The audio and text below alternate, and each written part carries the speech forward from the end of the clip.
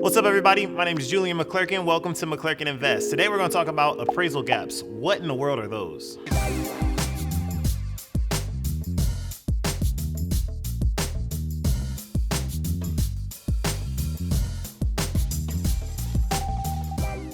So if you're in that buying market today and you're trying to buy your first home, your next home, an investment property, you've heard the term appraisal gap thrown around. We're in a crazy hot market right now, right? So what happens in a hot market is people are paying over list price, and most of the time when you pay over list price, you're gonna pay more than the house actually appraises for. See, a lot of people don't understand this, but when you purchase a home with financing, the bank will only finance what that house actually appraises for. So let's say you find a beautiful home on the market for $200,000, right?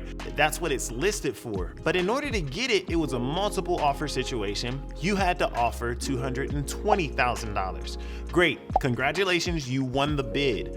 But now there's a discrepancy here. Most of the time, realtors will price properties at what they think the appraised value will actually be.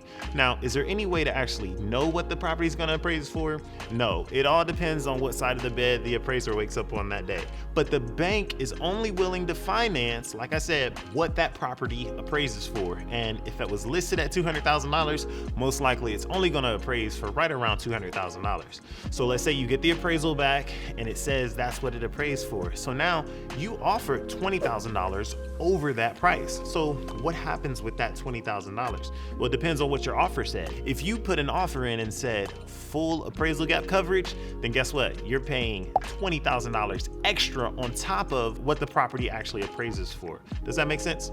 Today's video is brought to you by TribeVest. TribeVest is a group investment platform where you get a chance to invest with your family and friends. Check them out today in the link in the description below.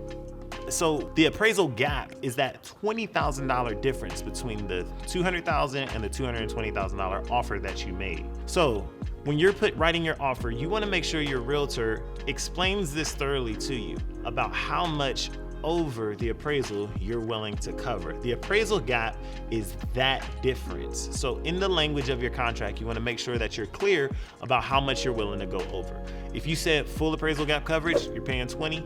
If you said I'm going to cover $5,000 of the appraisal gap, then you're only going to pay $205,000. But this is a price that the seller has to agree to. So basically you're coming up with a whole nother contract on top of what you've done. So basically the ins and outs of an appraisal gap is the money that you're paying over what the property actually appraises for.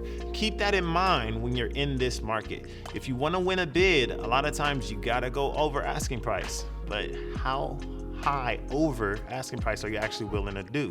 A lot of people who have extra cash on top of their down payment, they qualify to do a pretty substantial appraisal gap. I've seen appraisal gaps up to $50,000, sometimes even $100,000 over the asking price. So you gotta be willing to kind of dish out some more cash. These are for people who are more cash heavy.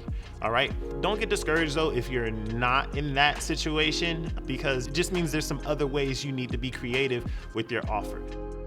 If you want to learn more about how to compete in this competitive market, go ahead and make sure you hit the like and subscribe button and follow me, and I'll take you on a journey about investing in real estate and also about purchasing your own personal residence.